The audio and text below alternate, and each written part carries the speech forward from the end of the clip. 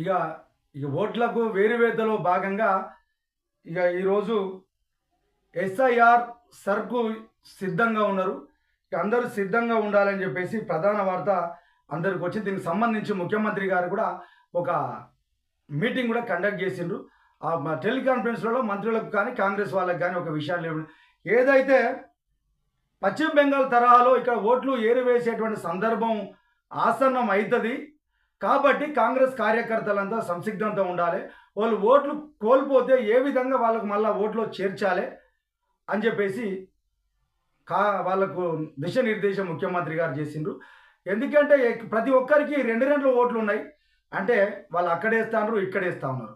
రెండు దిక్కుల వాళ్ళు ఓట్లు వేస్తారు. కాబట్టి ఓట్ల ఏరివేత అనేది జరగాలని చెప్పేసి కేంద్ర ప్రభుత్వం ప్రతిష్టాత్మకంగా తీసుకున్నటువంటి దీన్ని ఈరోజు మన తెలంగాణ రాష్ట్రంలో కూడా ఈ రోజు నుంచి బిఎల్ఓలు ఇంటింటికి వెళ్ళి ఓట్లు ఎక్కడెక్కడ ఉన్నాయని చెప్పేసి వాళ్ళు చేస్తూ ఉన్నారు.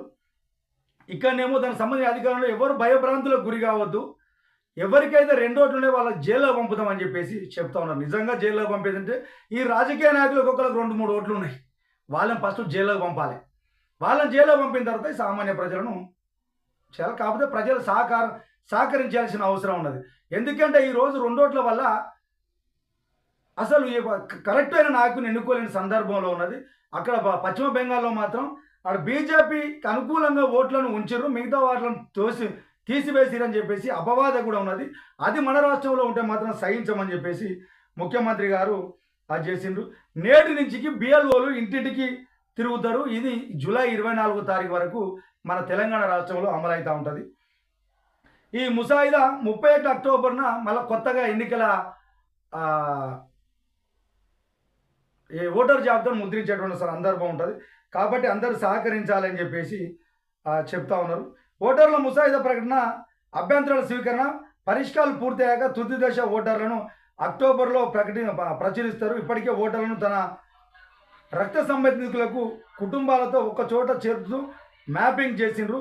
ఎవరు ఇబ్బందులు పడాల్సిన సందర్భంలో నిజంగా ఒకటే ఓటు ఉండాలి. ఒకటే ఓటు వల్ల మాత్రమే న్యాయం జరుగుతుంది అని చెప్పి చెప్తాను. ఎక్కడైనా మార్పులు చేర్పులు జరిగితే వాళ్ళ కాంగ్రెస్ పార్టీ మాత్రం సంసిగ్ధంగా ఉండాల్సిన సందర్భం ఉన్నది. ఇది ఎవరో పారదర్శకంగా జరగాలి. ఇక సరుకు సిద్ధమైంది, సర్వం సిద్ధమైంది. అందరూ ఈ వేరువేతలో భాగస్వామ్యులు కావాలి. ఎవరు అభద్ర భావం గురి కావద్దని చెప్పేసి అధికారులు కానీ వాళ్ళు కానీ చెప్పి ఎవరైతే ఏం ఇబ్బందులు పడద్దు, బిఎల్ఓలే మీ ఇంటి దగ్గరకు వచ్చేసి ఫామ్ ఇచ్చి ఫామ్ రింపుతారు. ఆ ఇంట్లో ఎవరో ఒకరు సంతకం చేయాల్సిన అవసరం ఉండదని చెప్పేసి కూడా వాళ్ళు చెప్తా ఉన్నారు. మనం చూద్దాం ఇది ఎంతవరకు పోతుంది, ఎట్లా పోతుంది అనేది ఒకసారి మనం చూద్దాం.